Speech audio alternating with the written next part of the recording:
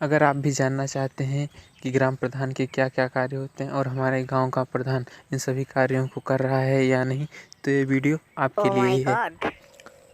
जय हिंद दोस्तों, मेरा नाम है अजय और आप देख रहे हैं मैजिकल पॉलिटिक्स यूट्यूब चैनल। तो आइए शुरू करते हैं आज का वीडियो। आपके गांव का जो प्रधान होता है उसके क्या क्या कार्य होते हैं, आज मैं इसके बारे में आपको बताने वाला हूँ। दोस्तों, भारत में 60 से 70% जनसंख्या गांव में निवास करती है। इसलिए गांव के विकास तथा इनकी बड़ी जनसंख्या की समस्या को सुनने तथा उसे आगे सरकार तक पहुंचाने के लिए तथा गांव में एक प्रशासनिक व्यवस्था स्थापित करने और उसे सुचारू रूप से चलाने के लिए संविधान में एक 243 अनुच्छेद में एक व्यवस्था की गई है। इसके अनुसार ग्राम सभा और ग्राम पंचायत दोनों का गठन किया जाएगा। ग्राम पंचायत का अध्यक्ष ग्राम प्रधान कहलाएगा। इसके ऊपर पूरे गांव के विकास की जिम्मेदारी के साथ गांव की समस्या को सुनने और उसके समाधान की जिम्मेदारी भी होगी। दोस्तों, ग्राम प्रधान के क्या क्या कार्य होते हैं, आइए जानते हैं। सबसे पहला कार्य, शिक्षा के अधिकार के तहत गांव के छोटे बच्चों यानी कि 1 से 8 तक के बच्चों को मुफ्त शिक्षा की व्यवस्था कराना प्रधान की जिम्मेदारी होती है। दूसरा कार्य है गांव में किसी धर्म या समुदाय में लड़ाई झगड़ा ना हो ऐसा माहौल बनाना, झगड़ों को सुलझाना व दोस्ताना माहौल पैदा करना। जैसा कि आप लोग जानते ही हैं, गांव में अक्सर झगड़े होते रहते हैं, इन्हें सुलझाना ये प्रधान की जिम्मेदारी होती है। अगला कार्य है ग्राम पंचायत स्तर पर बच्चों, किशोरियों व गर्भवती महिलाओं के स्वास्थ्य की जिम्मेदारी आंगनवाड़ी कार्यकर्ताओं की होती है। परंतु वे काम कर रही हैं कि नहीं, सभी को पोषण मिल रहा है कि नहीं, ये सब देखने की जिम्मेदारी ग्राम प्रधान की होती है। अगला कार्य है बच्चों को शिक्षित करने के लिए बेटी बचाओ बेटी पढ़ाओ स्कीम को आगे बढ़ाना, जिससे लोग अपनी बेटियों को स्कूल में भेजें, जिससे गांव की भी महिलाएं शिक्षित हो सकें। अगला और सबसे महत्वपूर्ण कार्य जो कोई भी ग्राम प्रधान शायद नहीं करता है, वो ये है गांव में बच्चों को खेलने के लिए खेल का मैदान बनवाना, खेल से संबंधित उपकरण उपलब्ध करवाना,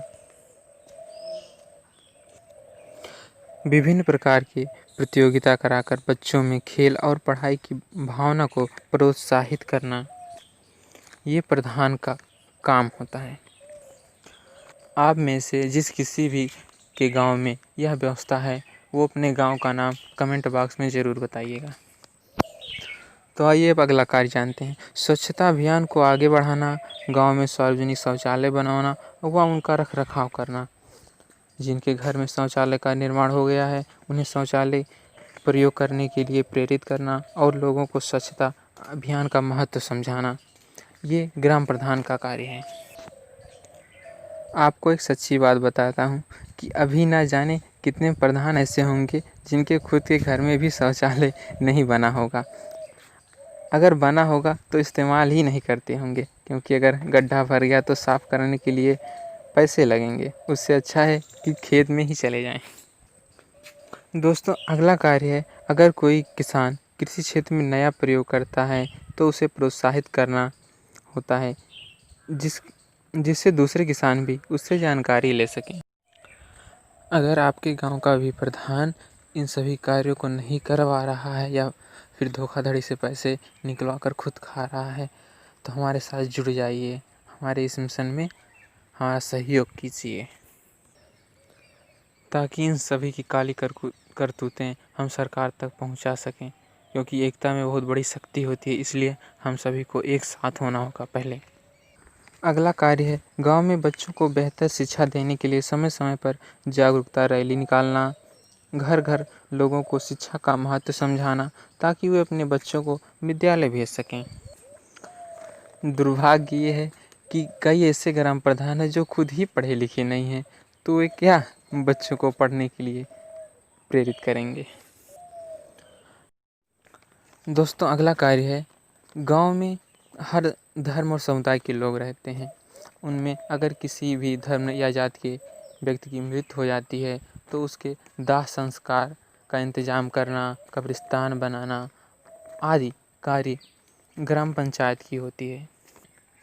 दोस्तों, अगला कार्य है गांव में नालियों की साफ सफाई करवाना, कीटनाशक दवाई का छिड़काव करवाना, साथ ही एनएसएस या आशा बहुएं बच्चों को टीका लगा रही हैं या नहीं, इसकी देखरेख भी करना। अगला कार्य है गांव में सार्वजनिक स्थलों पर लाइट की व्यवस्था करवाना। ये भी प्रधान का ही कार्य होता है। क्या आपके गांव का प्रधान अपने कर्तव्यों का सही से पालन कर रहा है? क्या वो अपनी सभी जिम्मेदारियों को बिना किसी भेदभाव के पूरा कर रहा है? हमें कमेंट बॉक्स में ज़रूर बताइएगा। अगला कार्य है कृषि व्यवसाय को बढ़ावा देना, दूध बिक्री केंद्रों और डेयरी की व्यवस्था करना। आप लोग देखते ही होंगे गांव में किसानों को दूध बेचने के लिए कहां नहीं भटकना पड़ता है। इसकी व्यवस्था करना भी प्रधान की जिम्मेदारी में आता है। अगला कार्य है गांव के किसानों के लिए सिंचाई के साधनों की व्यवस्था करना। अगला कार्य क्या है, आइए जानते हैं। गांव के वृद्ध व विकलांग लोगों के लिए सभी प्रकार के पेंशनों को स्वीकृति देना। इसका मतलब ये है कि गांव में जो बूढ़े बुजुर्ग होते हैं, सरकार उन्हें 60 साल की उम्र पार करने के बाद एक पेंशन देती है। इस पेंशन के लिए जो योग्य है उसको इसका लाभ दिलाना भी प्रधान का ही काम होता है। यह सुविधा निःशुल्क है, लेकिन इसका लाभ दिलाने के लिए प्रधान लोग गरीबों से काफ़ी पैसे ऐंठते हैं। आपके भी गांव में ऐसा होता है तो कमेंट बॉक्स में ज़रूर बताइएगा। अगला कार्य है गांव के सभी लाभार्थियों को राशन मिल रहा है या नहीं, जो इसका पात्र है उसे राशन दिलाना प्रधान की जिम्मेदारी होती है। इसमें भी प्रधान कोटेदार के साथ मिलकर काफ़ी कमाई करते हैं। तो ये थे ग्राम प्रधान के कुछ कार्य।